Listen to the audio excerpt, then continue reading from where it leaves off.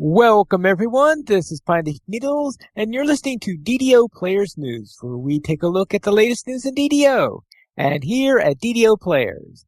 And please welcome my co-host from Ravenloft, Draculetta. Greetings, everybody. How is everybody doing this fine Monday evening? Well, I'm doing fine. It was nice and warm today where I live, so... Well, it must be nice. That helps.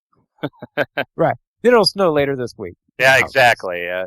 Right. And also welcome our guest for tonight. Please welcome Patrick from DDO Cast. Howdy, folks. Thanks for having me. And can you send a little warmth this way? It's been a little cold up here. No snow, but it's been a little chilly. Well, our warmth is ready to disappear, so we won't have it long enough to matter. We got a part of that cold snap that hit the northeast, which is amazing because I'm in the northwest. But no snow, just dry and cold. Northwest, dry and cold? Yeah, that does sound unusual. All right. Well, Patrick, I would like you to begin by telling us your history with Dungeons & Dragons. Some friends got me playing it in high school, and I kept playing pen and paper. That was pen and paper. DDO wasn't out back then. But started playing it, liked it, started DMing, kept playing it until, off and on. Until a couple years ago when I kind of had to cut something out of my life because I had too much going on. But, so what edition did you work on? when I first played, the group I was playing with was playing second edition with THACO and everything. And then we skipped third edition and went straight to 3.5, which is probably where we all really found that we liked playing. We tried fourth edition, didn't really like it as much. I kind of had the opinion that my kind of opinion was that it basically took every class and turned them into a wizard. Everybody that sounds like a good description of fourth edition. I never thought of it that way, but yeah. Actually, it's hard to call them more like a sorcerer than a wizard, I think. Wizards everyone had special attacks, which just made it kind of, if everyone's special, then nobody is, I guess. I don't know. It just felt a little too, it felt like a lot of feedback was a bunch of kids saying, the fighters aren't as cool as wizards, so they made fighters like wizards and gave them all these special abilities that were essentially spells or just martial attacks instead. Right. There were some things that were nice about it, but I don't know. Some of it few and far between. Yes. I'm a really big rules guy too. So I like, and especially me and another guy in my pen and paper group, we'd love to like kind of debate these sometimes theoretical, sometimes I was the DM and he was trying to do something. It's like, well, if I let you do that, then you will break everything. So no, you can't do that. But I'm a wizard. I have magic. No, we get into 20-minute debates about what the rules said. Oh, I have magic, so that gives you an idea to break everything? Well, he was a very good wizard and was very adept at, shall we say, clever application of different spells. He liked, I can't remember the name of the spell, Stone Shape or something. Basically, you could manipulate earth and stone. Right. He liked to create hairline fractures in ceilings and drop the ceiling on monsters. Oh, yeah, that is a neat use of that. Now, I remember there was one person who I used to DM for, and his favorite tactic was to create illusions of Osmodeus. And I just wished that at some point I had thought of rolling to see whether or not Osmodeus noticed this and made a personal appearance as a result of it, but I just didn't think of it at the time. But I think it would have been a perfect punishment for someone who likes to do things like that. Yeah, DMing is people don't, if you haven't done it before, DMing is usually the players do something, catch you completely off guard. 4 days later, you figure out the best way that you should have actually handled that, and you put that in your toolbox, never to use it again. Right. That's a perfect description of that. All right, so let's go from D&D to DDO. What brought you into this game? One of my friends from Pen and Paper invited me to play with him a little bit, and I liked it, and I kept playing. All right, then. Pretty much a short version. That's the short version. When did you start playing? Can you remember about what year it was? It was the first year it was out, and it was just before Titan came out.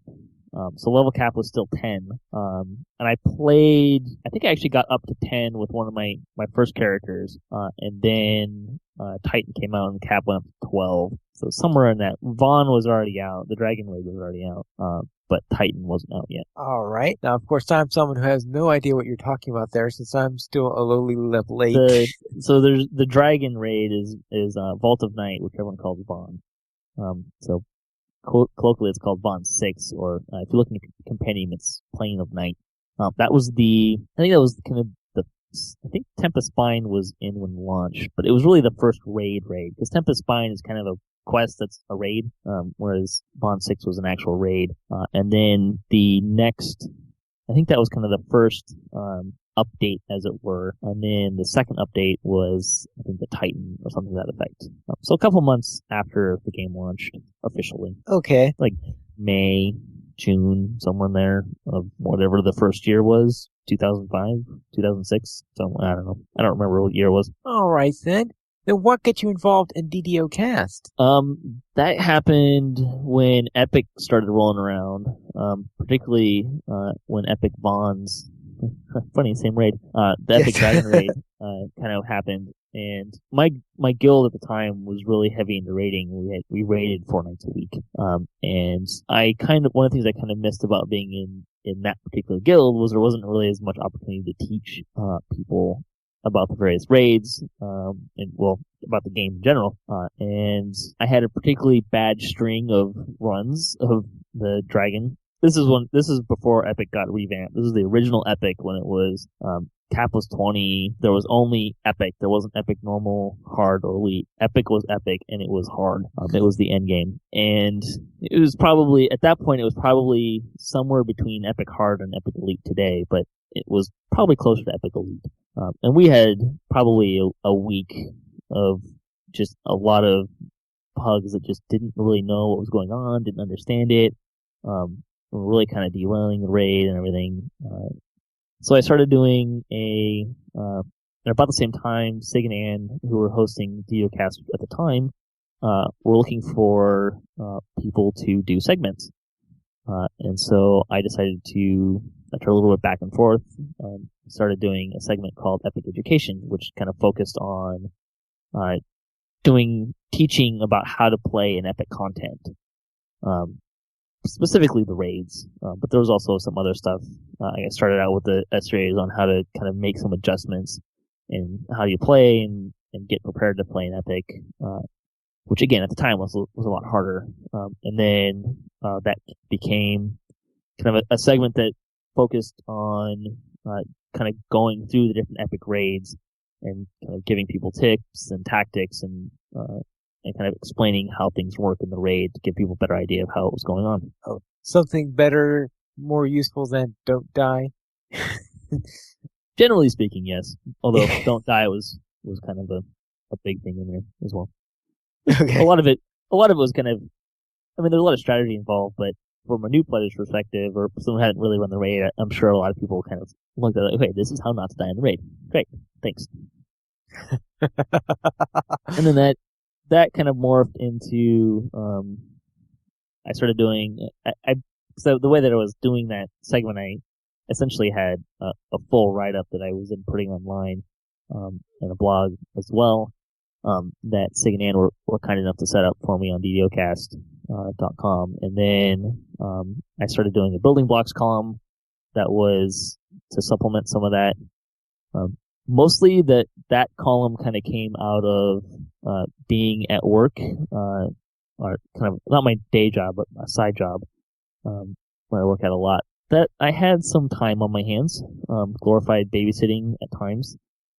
So I started doing a building blocks column that was kind of about various things about building characters. So I went through kind of some of the different skills. I started on the feats, but never got that far. What else I do? I did a whole series on weapon comparison and weapon calculation of damage. And just kind of got involved with that. And then when Sig and Ann decided that they weren't going to host the show anymore, we talked, and it sounded like something that would be interesting to do, particularly from a technical perspective, which is probably, if I'm really honest, is the reason why I started hosting DDOcast, was more to have an excuse and an incentive to really get into doing some post audio mixing and video mixing and kind of dabbling in that world a little bit. And that was a little over a year ago. I took over with episode 301. And then I think I'm about ready to push out. Yeah, there were 301 episodes before me. I think Jerry did 190 or so, and then Sig and Ann did about 110, and I am in the process of getting episode 360 out. And we're on episode 9. Put that in perspective.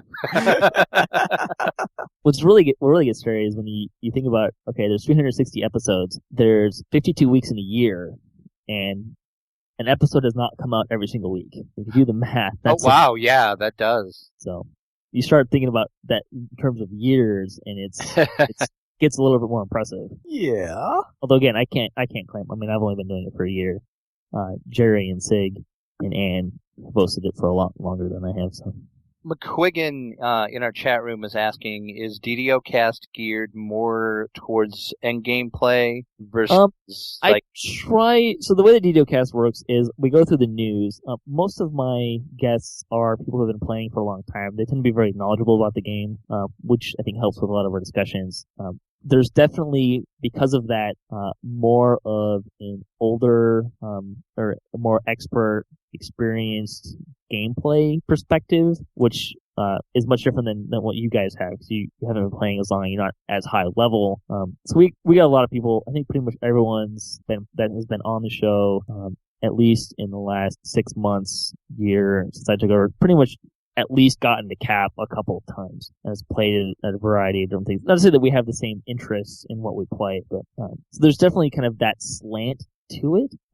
But I do, part of what we do with the cast is I do a section of a roundtable discussion. So we go through the news, we talk about what's up, and then we talk about just something that I sort of come up with. A lot of listeners have over the course of a couple of surveys have given me a lot of ideas, and I've used a lot of those as well. So I can't say that everything I've come up with for discussion topics is me. Some of the guests come up with discussion topics. But I try to have a wide variety of topics. So we've done a lot of different ones. I actually have the list in front of me. So we've done everything from how to read the character sheet, to we've done a couple of builds. I've done some walkthroughs, for a couple of different things. We've reviewed pretty much every time there's an update, we'll do a review of it. Occasionally we get to do Ask the Devs, where I interview some of the devs on the show. Let's see, what else we've done. Did a 3-part series on pugs. We've done new player tips for TRing, making money. What else in here? We've talked about loot. We've talked about starting over, healing. A pretty wide variety of topics. So I try to pick things that I try to spread it out a little bit. So we tend to talk about things from a more experienced perspective, and which that just makes sense because you've been playing for as long as you have, so that's what you know. So that's what you're going to probably end up talking about, or that's just common sense, I guess. Yeah, and it does give us the opportunity to give a lot of tips to newer players and even older players. I mean, there's actually been times on the cast where the other one of my guests has said something like, "Oh, hey, I didn't know that. I just learned something." I'm posting the cast I've been playing for 7-8 years. So my hope is that anyone who's playing the game can listen to the cast and maybe not every episode find something of value, but at least every couple of episodes find something of value and hopefully have a topic that is of interest and to them. And if not, we usually start with the news first, and even if we don't, like I put in timestamps in our show notes, so you can skip stuff that if you're not interested in it, which will be very handy for the next episode that I'm ready to push out, because it's going to be probably the single crunchiest episode that has ever been on DDO Cast. Have your calculators ready, huh? You don't have to do any math. I'll do all the math for you, but it's crunchy. It's crunchy. I like how I think though that our two shows are different, but there's room for that in the community, and that's what's good. Because we very are new player focused news base, and I know I've talked to a couple of people and they've had questions, and I'm like, I don't know exactly how to answer that, but you can go over to ddocast.com and I'm sure they can answer that question for you. So I think it's great that we have a community to where we can both be here and be valuable to the community, I hope. And there's other podcasts too. There's not just us. There's been some have kind of come in and out. Obviously, DDO Cast has been around for a long time. There was a Korthos cast for a while. There was another cast that I can't remember what the name of it was, but it was kind of more from a ranty perspective. There's DDO Cocktail Hour, which is not very newsy. It's kind of more of a social thing. But it's great to listen to, though. I laugh They are so entertaining. hard. Yes, they are. And it's, like I said, it's a very different aspect of. They're coming from a very different perspective of what everyone else is coming from. And there's, the community of, not necessarily want to limit it to podcasters, but people that are putting stuff out there is huge. I mean, there's, from the size of the game standpoint, DDO Jeff on DDO Gamer has a blog that's on a lot, that he has stuff probably 3 or 4 times a week. There's a couple of YouTube channels. The Twitch channel, the official Twitch stream now is being utilized by players to Twitch different things as well, on top of other things that are being twitched.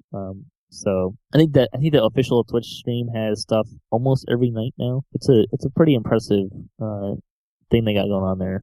Lessa from DDO Cocktail started another podcast called DDO Damsels. DDO Cocktail is kind of hard for them right now because of their schedules. So Lessa's started another one that had its first episode a couple weeks ago. I think they have another episode tomorrow, and that's also on the Twitch stream. Let's see, there's like 9 different Twitches on that one Twitch stream right now, and there'll probably be more by the end of the year. There's a huge community output right now, which is great. All right then. Let's go into the news for today, and we'll begin with... Before you start on the news, I gotta add, because I haven't had a chance to listen to it yet. How long was Jerry's show? 55 minutes. Okay, I can do that, no problem. Please continue. You're trying to break the record? See, Jerry was all excited that he had the longest show, and now you're gonna beat him. All right. Now let's go into the release notes. And that sounds like it's going to be a long trip through the release notes. All right. I already got all my release note stuff out on my own show. So there is just so much in this update. I don't think we're going to cover everything that's in the release notes. I did link them in the article. You can look at the article, but just kind of a brief, well, I don't know how brief, but we'll just say an overview. We'll put it that way. The new quest, of course, there's going to be the new adventure pack available that will continue the Zoriat storyline. And also there's a new free quest that's coming out that is linked to the Tyranny of Dragons storyline that Wizards is doing currently. And then they're doing some changes to the Mirror of Glamoring, of course. You can now glamour weapons, and you can purchase auras from the store. Basically, what those do is if you decide you want your weapon to have a fire effect on it, you can put a fire effect. Of course, it's just cosmetically on any weapon, or you can do a cold effect or a poison effect. Once again, it's all cosmetic, so it doesn't actually affect the weapon. It just changes the look of You mean why are there snowflakes coming out of my flaming weapon? Yes, if you would want snowflakes to come out of them, you could do that finally. There was a way for a while too. You could put icy burst on a flaming burst weapon as well, like actually in game as an effect. No, that would be kind of sweet. That would be that's a rather weird. I've heard of freezer burn, but that's taking it too far. If you want to know how to do that, check out the VCI Ice games, which should be coming up pretty soon, I do believe. It's usually in February. And a little note of, I guess I could say, caution on the weapon auras. Right now, they do not function on bows, crossbows, or repeating crossbows. Or hand wrapped or thrown weapons. So my ranger is out of luck right now. Your ranger's out of luck right now. There are also a few changes to airships. The airship captain. Before you go on, if people want to kind of take a look at some of that stuff, Jerry's the Wednesday Twitch feed this week, which you can look at on YouTube, kind of went through a lot of the stuff and did some preview showing. So he went into some of the quests and kind of showed some of the weapon glamour effects as well. Yes, which we do have a link to, or we will in the show notes as well, because that is actually coming up next. We were going to talk about that, but we can kind of, I guess, include it because it makes sense, because most of this, you are correct, they did cover. Let's see. I'm a guest. I'm not following the show notes. Let's see. Airships, the captains will now give you the option to be dropped off in the Hall of Heroes in Eberron. And the far shifters and the captains If your airship has the Far Shifter amenity, will now offer to take you to Three Barrel Cove. Just a couple changes to some classes. Druid, Fire, and Water Elemental forms have now been buffed. You can get the Wild Shape Fire Elemental form. Basically transform yourself into a Fire Elemental. Wild Shape is the Water Elemental form. There's going to be a bunch of changes to the Barbarian. I personally don't play Barbarian, so I don't know the first thing about that. I don't know, Patrick, do you want to talk about that a little bit? Basically, they're kind of in the process of doing a comprehensive enhancement pass. Not all at the same time. They're just kind of going through the different classes and kind of retweaking some of the enhancements. And it's the Barbarian's turn, which is kind of the one that needed the next most love. Mostly what's happening is most of the cores are like you're getting a lot more hit points, more healing amplification, which is another change. They're kind of tweaking how healing amplification works to an additive property instead of multiplicative property. But that's kind of a major feature of what Barbarian's going to be is more hit points, more healing amplification to kind of compensate for that. The idea being that their survival mechanic will be, I have a lot of hit points and I can get healed for a lot, so you can kind of keep yourself up through potions. Otherwise, it's mostly just kind of tweaks here and there to the different abilities. A little bit more damage, particularly in Frenzy, but it's kind of, the hit points and the healing amplification is kind of a big change if you want to kind of paint a wide brush over it. All right. Another change is something new they're adding called Monster Champions. Some enemies will now gain randomized buff on hard and elite difficulties. Players will be able to see an indicator above an enemy's head to identify them as having been buffed. Enemies who receive the buffs are called champions and have a visible crown above their head to mark them. Mini-boss champions also will have a chance to drop a chest when defeated. Monster champions will not appear in raids. So and I haven't actually been on the Mania to see any of that yet, so I'm not sure how that's going to work, but it sounds pretty sweet. More chance to get loot is always a good thing. Oh, I thought you were going to say more chance to get killed. Well, probably that too, but I was thinking more along the loot line, but Smite and Exalted Smite now have a faster animation. There's no delay at the end. Let's see, Harper's Strategic Combat 2 benefit now works even if the character does not have Strategic Combat number 1. The other big change that I know has been kinda controversial is the anniversary cards and future card recipes are now linked to their specific events, which means that the recipes created by combining various cards will only be available when that event is active. And all anniversary cards can no longer be used to make anniversary card recipes. But currently on live, they can. When Update 24 goes live, of course, you will not be able to use your anniversary cards to make recipes. If you don't know what to do with the cards, you can send them to me. And I just have been kind of watching the forum thread on this, and this did cause quite the wave on the forums. And, like I said, being from the new player's perspective, I really don't know exactly what these were. Can you briefly go over them? Yeah, I can take 10 minutes to go over, no problem. Alright, so what they do an anniversary event every year, at the end of February, early March, kind of area. It's when the birthday is, the official birthday, when the game went live. And what they did last year was everyone got a die roller, and you basically got these anniversary cards. There were 8 of them, or there were 10 of them, and then 2 of them combined into an 11th one. And then there was a special 12th one if you were on the Mournlands test server that went poof around the same time. And you could combine them into different. If you combine 2 different cards, you got something else out of it. And there were a lot of different things that you could get. You can get XP potions, stat tomes, skill tomes, some kind of fun, kooky little bottle stuff that you can throw. You could get everlasting potions of Death Ward or Displacement or Stone Skin Haste and Freedom of Movement, which were pretty slick, but were harder to get because they were some of the rarest, the rarer items. Not all the cards had the same rarity or commonality of drop rate. And then you could trade them, which was really fun. So you could do all sorts of fun tradey stuff. I did a raffle event with it, so people gave me cards on servers they didn't want cards on, and then could win a pile of cards on their home servers. So it was a really cool and fun event, and you could get a lot of different stuff out of it, which was really nice. It had a lot of variety.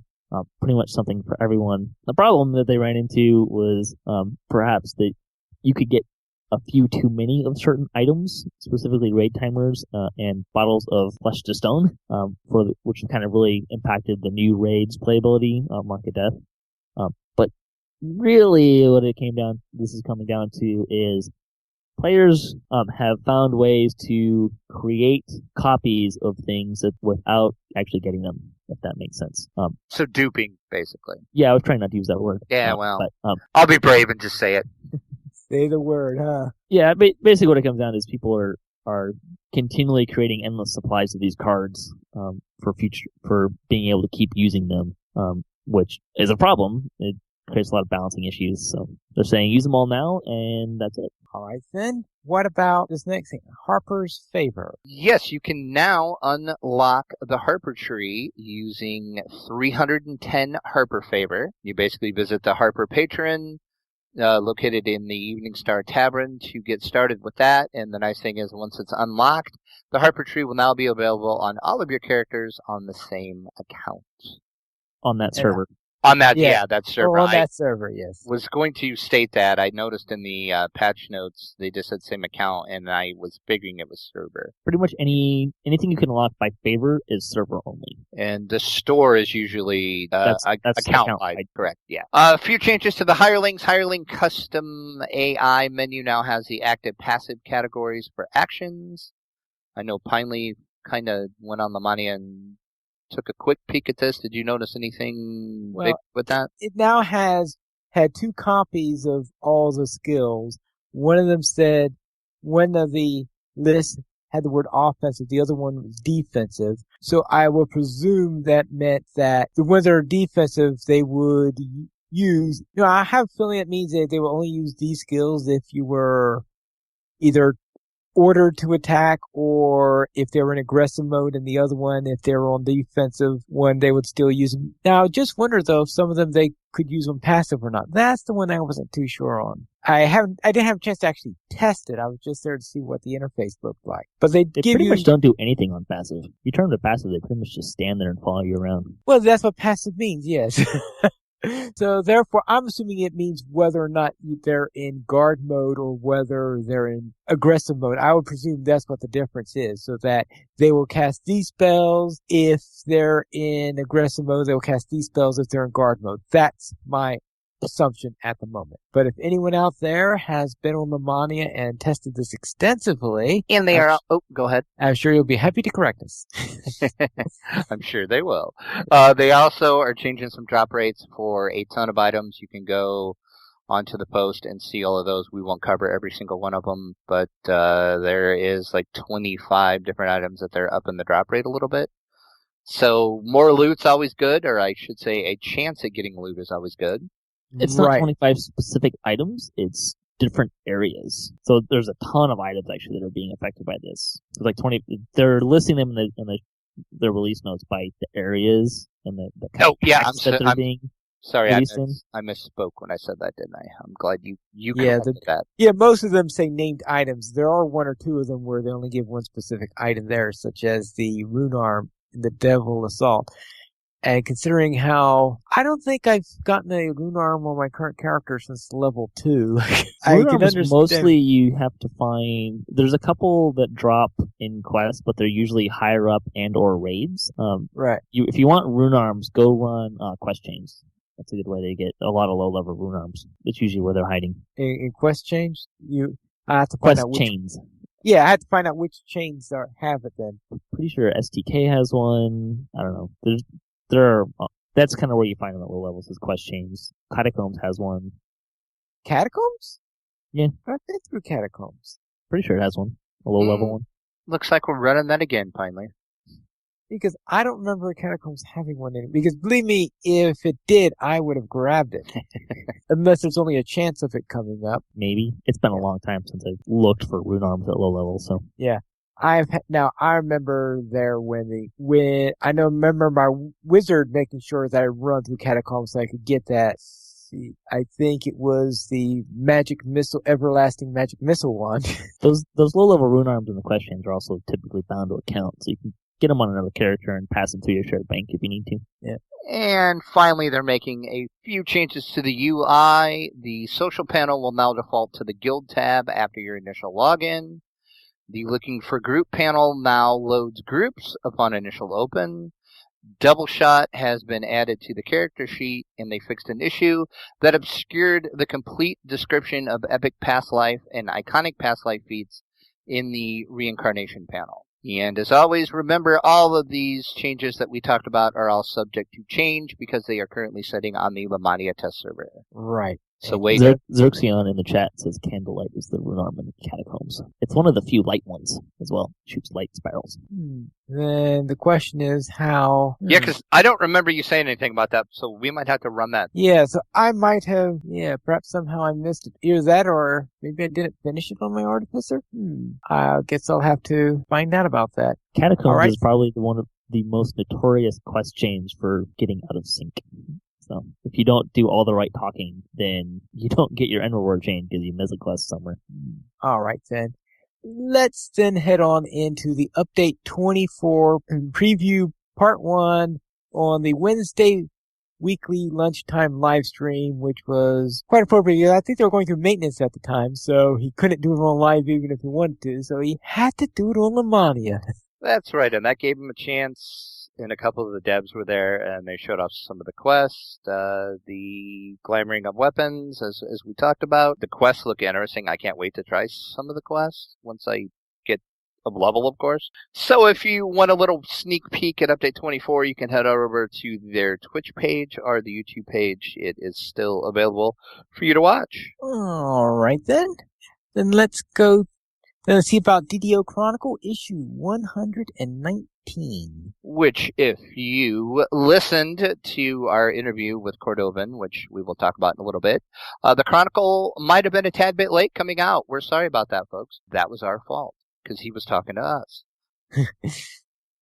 The big spotlights this week, I think, is Bonnie Boo is starting what she's calling a Shroudapalooza, and that is on DDO's Twitch channel, which I think she started, it was either yesterday or today. I can't remember when she started it. I think it was today. I didn't get a chance to watch it yet. I'll have to go back and watch the archive version of that. DDO Cast, imagine that. We have Patrick here so he can talk about this. Recently did the results of their Guild Feud survey. So you want to talk about a little bit about that, Patrick? Basically what it was I surveyed about 100 players for a bunch of different questions and tallied the results, and then basically did Family Feud, just kind of DDO style. So I got some of my guests to bring some of their friends on the show, and we did the show on that.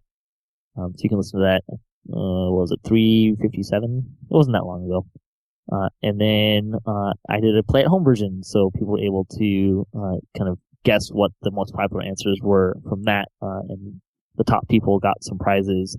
And then I posted the results, so everyone could kind of see what the more popular ones were, what the more popular choices were. Some of the questions were like, what's the best thing about DDO? What's a beautiful area? There was probably my favorite question was, if Yogi Berra was in DDO, he would be smarter than the average what? Which was probably one of the more fun questions. And I thought the obvious answer to that was Druid. There were a surprising number of bears that were mentioned. There's bears, dire bears, owl bears, bug bears. Druid was a pretty good one as well. Also, Jeff over on DDO Gamer took a look at the Frenzied Berserker that's going to be changed in Update 24. You can head over to DDO Gamer to take a look at that. And Even Note put together a DDO-themed song. And you can go over to her blog to read about that. And that's pretty much it, I think, for the highlights of the Chronicle this week, I thought. Now, it sounds like that Patrick wanted to talk about some cookies. Oh, I was just wondering if you guys wanted to mention it. It's one of the release notes. I was talking about the festival. Oh, I completely skipped over that in the show notes. Yeah, I was going to mention that. You can go ahead and do that now if you want, since I screwed up, apparently. Oh, go for it. Yeah, let me go back into that show notes. Where's it at? The Festival cookies. There is some adjustments to them. The Lord of Blades cookies now will have the blade barrier. The Maraleth cookie has Birding Blood. The Sulamad cookie now has teleport and can be used in public spaces. Warforged Titan cookies now has Titan's Grip. And the Web cookie now has a rejuvenation cocoon. And what exactly does that mean? So every year, around Christmas time, they do the festival. I can't remember the name. There's a full name to it, but everyone else just calls it festival. And what'll happen is in all of the chests, they'll start dropping coins. You can get copper coins, silver coins, and gold coins. Silver being more rare than copper, and gold being more rare than silver. And then you turn them into the festival jester, who hangs around in pretty much all of the houses, the marketplace, and the harbor. And you can turn them in, and he gives you stuff back. It's kind of random loot table stuff. Most of what he gives you back are cookies. There's a variety of different cookies. There's only a few mentioned here, because those are the ones that are specifically changing. But they change every year. They're usually spells. They're great for low-level questing. There's no minimum levels on these, so if you have a Lord of Blades cookie, you can go into Waterworks, find a bunch of kobolds, and then drop a blade barrier on them, which is a lot of fun. We do enjoy killing kobolds. Everybody enjoys killing kobolds. Well, that's because kobolds hate you? Thank you, finally. Thank you. But there's a lot of different effects that they give you. You can also get some rare stuff out of them. Occasionally people will get a really random tome. That's a really rare thing to get, but you get a lot of fun stuff. They're great. It's a great thing for new players, or people that are really in the low level area, because you can get a lot of healing stuff out of it. You can get a lot of stuff that'll kind of help you get through some tough spots. All right then. Okay, I was just in game looking at how far I had gotten in the catacombs. It looks like I had finished it. I must have completely missed it. Candlelight was a rune arm. Well, it looks like we're running it again then. Oh well, we're halfway through it anyway from last week's run. Oh, that's right. We are. I forgot we had... You remember we were running it in order to get some silver flame. Right. Well, see, there was a reason we were rerunning it then. Right. So that I could eventually go and get that. Well, actually, there might be a better one. I'll see if there are any others, though, before I settle on that. So let's go into our first point code giveaway for the night. Sure, we will do that. What is going to happen is, courtesy of Cordovan from Turbine, of course, he gave us some codes last week to give away. So what I'm going to do is count the number of people in the chat room, and then I'm going to go to the wonderful random.org and just roll a random number and see who wins. The first one we're going to give away is a 500-point TP code. Everybody can always use more TP, so just let me count here. 1, 2, 3, and I'm not going to count myself, and I'm not going to count Patrick, okay? And it looks like our winner is Gumpsgang. Gumpsgang, you just won a 500-point Turbine code. All you're going to need to do is email us, podcast@ddoplayers.com, and just say you were Gumpsgang in the chat room, you won the first giveaway, and I will email your code and give you a little instructions on how to add it. It's pretty simple, but congratulations. All right.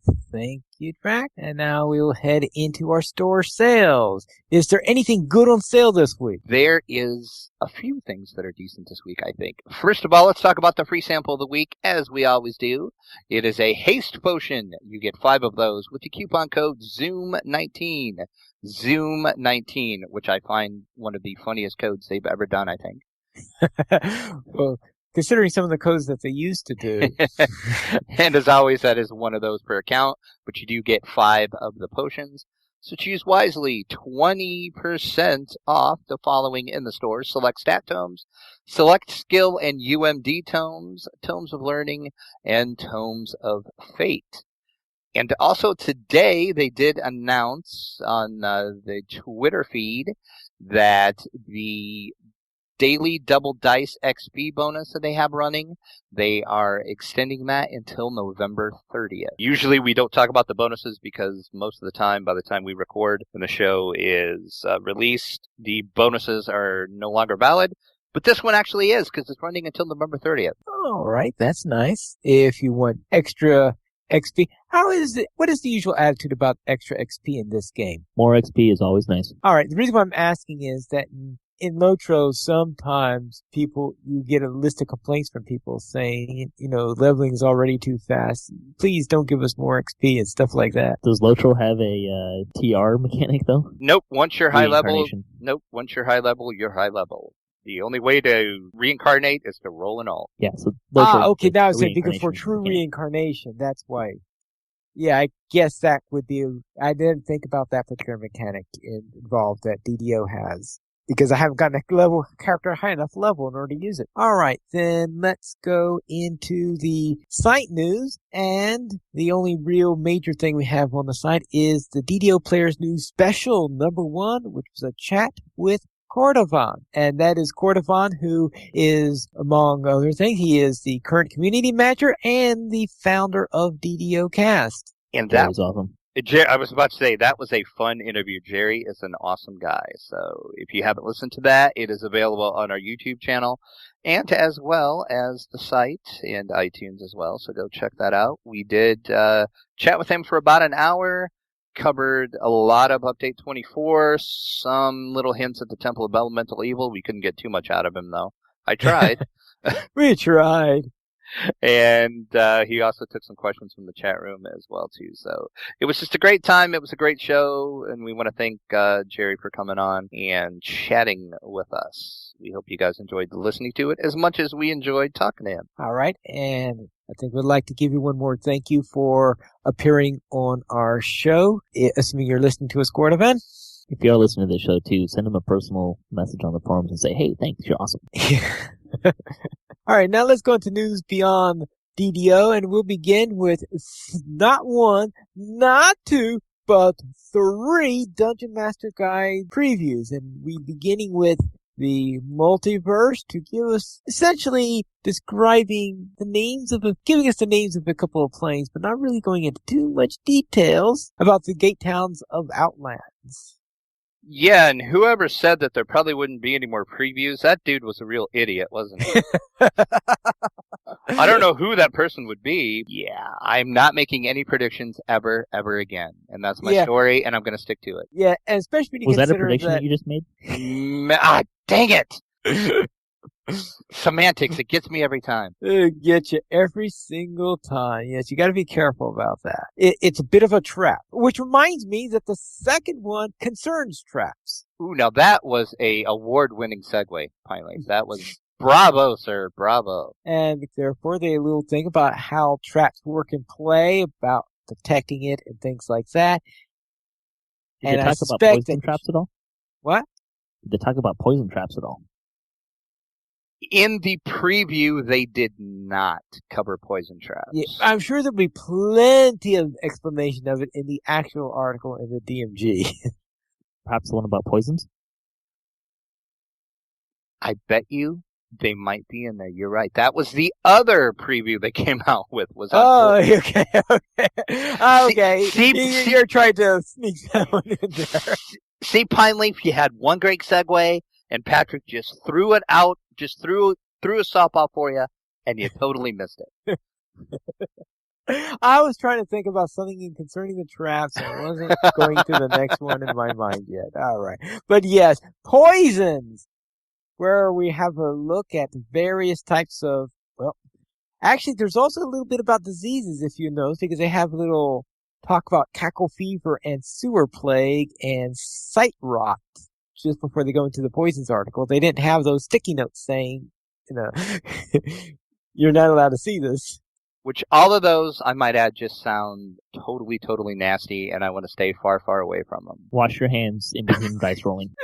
Wash your hands when you're doing dice rolling, I Always- suppose. But if it's a contact poison... Always practice safe dice rolling, is that what you're saying? Pretty much. Ah, yes. All right. Very well. So those are the 3 previews they had, and we are getting about another week, so there might be 1 or 2 more. We'll have to see. I'm not saying a word, so You're not saying a word. you said All that. right. You don't want to have your house invaded by Tiamat or Bahamut, right? Oh, see, now, there you go, Pine Leaf. Excellent, excellent segue. These are amazing figures. I cannot imagine the look of horror on my players' faces if I would pull out this Tiamat mini that they are coming out with. It's just, it would strike fear in anybody seeing that multi-headed dragon staring them down, getting ready to kill them. With my luck, if I pulled that out, my party would destruct it in the first turn. True story. Different monster, but true story. I pulled out, they were a little 14 or 15, and I had a random encounter that was like a challenge rating 19 ice monster scorpion thing. I can't remember what it was called. I think it's started with a C. And the cleric, of all people, won initiative. And his first move was to destruct it. And not only did he pass the spell resistance on the monster, I could fail on like 1 to 5 or something like that, and I rolled a 2, and the monster was gone before I could do anything with it. Okay. How nasty is that? I was disappointed. Yeah, players like doing that to you. It was the first monster I'd thrown at them in about 3 months that the one guy who like knew the monster manual from cover to cover by heart actually got scared of, and they killed it in the first shot. Wow. My funniest one was concerning something out of the monster manual. Someone is describing a monster, in order to invoke something and saying what it was, and I gave a name to the monster. Now, the problem is, it's a entry of the monster manual I never had bothered to read. So I gave it a name, and I got the name right, even though I don't think I ever remember reading it in the monster manual. Because he described it, and the first thing that came to my mind was terror bird, because it's just an extinct species of bird back from about a few million years ago. So I said, if you describe the thing, this big bird that goes, I said terror birds, and I think he assumed that I read it from the monster manual. Obvious name. Sometimes they give them to you. All right, let's get on with it. Team Turbine, what have they been doing with Mustache? That was a very, very strange statement, finally. I'm not sure where to go with that. All right, Movember. All right, Team Turbine has raised more than $1,000 for men's health in Movember, and if you would like to donate for them, you could connect on the show notes. We'll have a link to the Team Turbine site where you could donate to Cordovan, who is working with the Movember group. Yes, and if you want to know a little bit more about that, you can listen to our interview with Jerry. He did talk about Movember and what he's doing for it. Basically, what you do at the start of November, you shave, and then all through November, you grow the best-looking mustache you can. And all the money that is raised goes for men's health issues. So it's a great cause. It's a great thing. Go support Team Turbine, and better yet, support Jerry. Also known as Cordovan, if you're confused why sometimes we say Jerry, sometimes we say Cordovan. If you do donate to him, make sure you ping him on the forums, because he's giving away prizes. You can win point codes and stuff. All right. And then let's go into our guest here and ask him, is there anything else you wish to talk about? Do you really want to make the show longer? Well, I will tell you right now, we are officially longer than Jerry's show. So congratulations, you did it. And we didn't even start in your let's stretch the show out section. I think we can move on. I've said enough on the other stuff. So. All right. Okay, let's head on then. If you want to hear me talk about random stuff, listen to DDO Cast. Yeah, okay, that might be a good place for that. A little plug there. So let's give another point code out. Sure, we can do that. I, once again, am counting the people in the chat room. I will go to random.org, and once again, we are going to give away a 500-point DDO code out. And it looks like the winner this time is, and I hope I'm going to pronounce this right, Zara Exon. Zarkson. However you want to say it, you just won a code. So congratulations. Send me an email at podcast@ddoplayers.com. Once again, podcast@ddoplayers.com. Just say you were Zarkson in the chat room and you won the second code. And I will pass that on to you. Alrighty. Then let's head into our week in DDO. And Dracula, what have you been up to? I actually did a lot this week. I leveled my pure rogue, which happened to be my first character I ever created. Leveled to 10, actually, so that's kind of exciting. And that is officially the highest DDO character I have now. I know Patrick's like, really? Seriously? You're only... Hey, everyone starts somewhere. But no shame in this. I was kind of excited about that, and partly that was due to Lessa. She took me through a couple of the challenges. We did Dr. Rushmore's Mansion, the picture portals, and Cobalt Island, the Disruptor. She told me some hints and tips on that. She showed me some of the rewards you can get for doing challenges, and I absolutely fell in love with a ring you can get. So now I'm going to try to do these silly challenges a lot to get enough of the items I need to get one of those amazing rings. And then I also ran a couple quests. They were all for the House P. I did Gwaelin's Stand, Party Crashers, which amazingly I did well for being by myself because that's the one Pineleaf and I had problems with. But I took, and see, amazing, everything is coming back to Patrick this week. And I swear this was not intentional. But when I was talking to Patrick about if he'd be willing to come on the show, he did mention if you do some of the side objectives for that, it makes the end fight of Party Crashers easier. And it does by a ton. It does. So, yeah, that end was not... It was still a little dicey because, well, it was, me and my hireling, but I did fairly well on it, I thought. I didn't die, so that's a plus. And then... What side quests? Because the only side quest I remember either came after it or was that crazy poisoning one, which we couldn't do because we didn't have the skill. When you first get into the party area, there's three. You can go up to the bathroom and there's a guy with a bunch of guards around him, and then there's one of the servers is a poisoner in disguise. If you do all of those three optionals before you do the end fight, there is no end fight. The end fight is basically those three fights combined, whichever ones you didn't do. Yeah, but the problem is that the thing with the poisonings is that whenever we attempt to do anything, we got no result. Sorry. Skills. Yeah, well... yeah, we couldn't do them, but I actually had the skills I needed to do them. So yeah, and it made that end fight a ton easier. So there was that. And then the other thing I did on my rogue was the Tear of Dakon quest, which I have never ever done before. And that was a really long, little fun quest, but man, was it long. Did you get all the tears? All but one. I couldn't get into the last one because I needed strength, and even with a bull's strength potion, I still didn't have high enough strength. Yeah, that one, to get all the tears, you need intelligence, wisdom, and strength.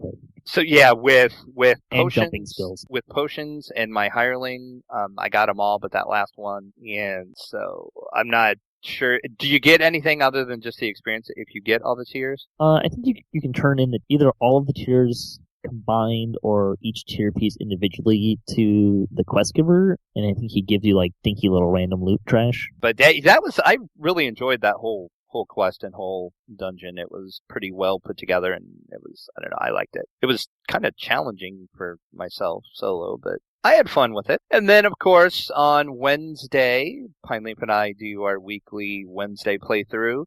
This week, we were cut short as the servers were having login issues at the time. So we decided, well, hey, we'll go over to Lamania since it's up. Well, Pineleaf logged in and was playing, and I had all sorts of issues with Lamania. I ended up having to uninstall it twice and reinstall it twice to get it to work. But anyway, it works now. But then right about the time I figured out what my problem with Lamania was, the live servers came back up. So we got on, and all we did is the Fire Caves quest. And I can't even remember why we chose Fire Caves, but that's... We chose Fire Caves because I wanted to get some rep for the free agents so that I could unlock the crafting. Oh, that's right. That's what it... Yeah, because we found out you couldn't use the bench because you weren't high enough. That's what it was.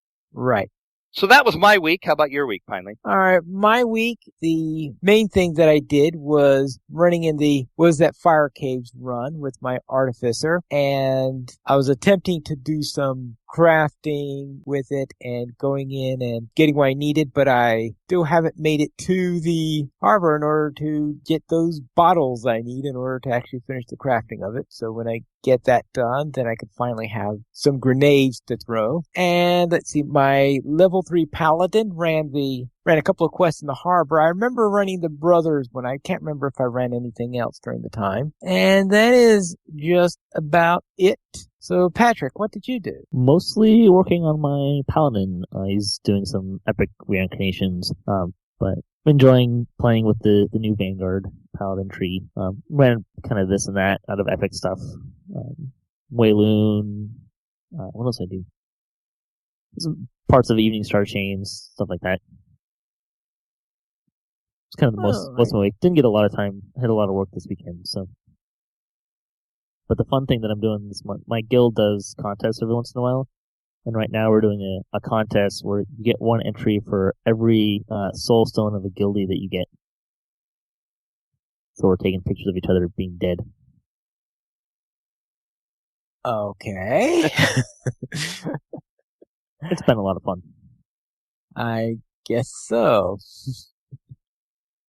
That's an interesting thing to collect. Soul stones. All right, then let's head on to another thing someone might want to collect, and that is a snowy owlbear. Yes. Also, with the 500 point codes, we got some snowy owlbear pet companion codes to give away. So let's give one of those away right now. So again, we'll go to random.org, pump in who's in the chat room, and it looks like the winner of the owlbear code is Dontel. Dontel, you just won yourself a snowy owlbear code, and let me know if you already have it, because I'd like it to go to somebody that doesn't have one. I mean, it doesn't really matter if you actually won it.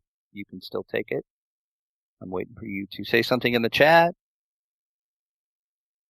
And also, while I'm waiting for that, there will be, when the show is posted on Wednesday, you will, okay, cool. He says he doesn't have any of those. Well, now you do, sir. All you have to do is email us at podcast@ddoplayers.com, podcast@ddoplayers.com, and just tell me you were Don Teal in the chat room and you won yourself the snowy owlbear code. And I will pass that on to you. And as I was saying, when the show posts on DDOplayers.com on Wednesday, we will also be giving 2 point codes away and the owlbear code away by the webpage. All you have to do is leave a comment on the podcast thread, and you'll be entered to win one of those as well. So if you didn't win in the chat room tonight, we have more to give away that we'll give away on the site, and we also have a few more of these things left that we're going to be sprinkling through our future shows. So it kind of pays to be in the chat room and listen to us live. Right. Well, I finally picked up those bottles and created my 25 average alchemist fire grenades. Well, sweet. Remind me to bring my grease traps and we'll set stuff on fire this week. Don't burn down the airship. Don't burn down the airship. Well, I don't have an airship yet because I still have a bit more to go before I'll have the favor for that. Or renown, or whatever it is you get. That's renown, yeah, for that. I think I'll be at rank 9 forever on my guild. All right, let's then go into donations. Let's give a big thanks to Oana for supporting us on Patreon.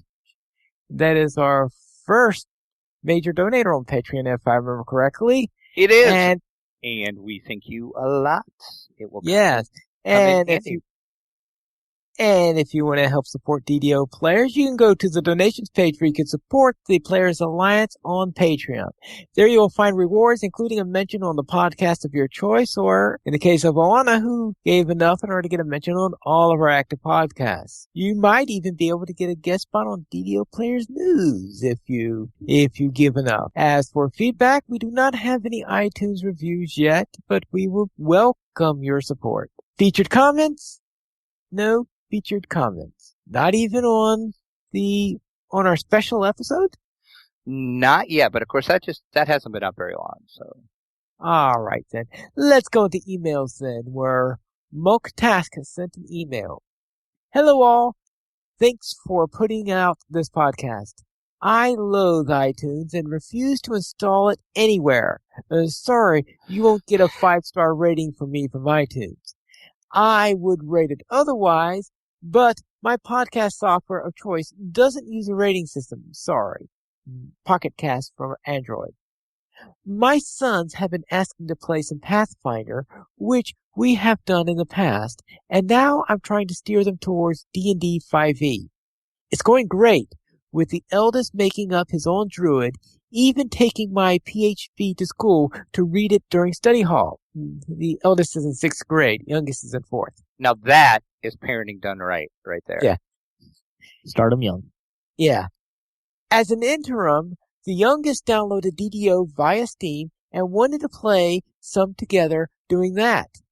Less of a time commitment for Dad, still fun, and it's all good. Since I used to play back in the day, or was a beta tester, as I recall, same with Lotro, I figured, why not? Enough backstory. On with our question. Upon logging into my account, I'm greeted with something I didn't remember. It turns out that I have over 4,000 turbine points on my account.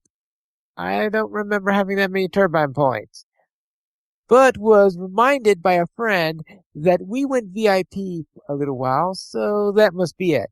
So the question is, what would be the best way to spend these points, since it is a pretty significant windfall of turbine points? My account already has the Warforged to unlock, as well as the Monk class. I'd be willing to take some suggestions or ideas y'all have on this advisement.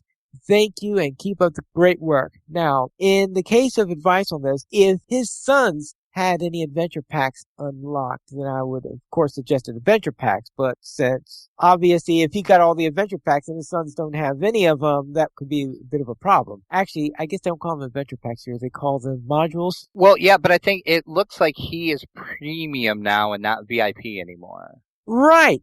But the problem is, if he bought them, his sons, though, if he bought them, it'd be for his account. His sons won't have them, so therefore... Oh, I see what you're saying, yeah. Okay. You can get guest passes with the store. I believe you have to own the content to get them, though. And they're pretty cheap. Yes, I guess that could be. It says you could buy some of the content and buy some guest passes for your son. That sounds like a good idea. I've never even thought of this, because And it looks like you said he already had Warforged and he has Monk as well. So the only thing I would suggest is maybe think about getting the Druid. That could be one thing. Or the Drow as well. If you get the Drow, you can do the 32-point build. If you're into min-maxing and stuff like that. I don't know.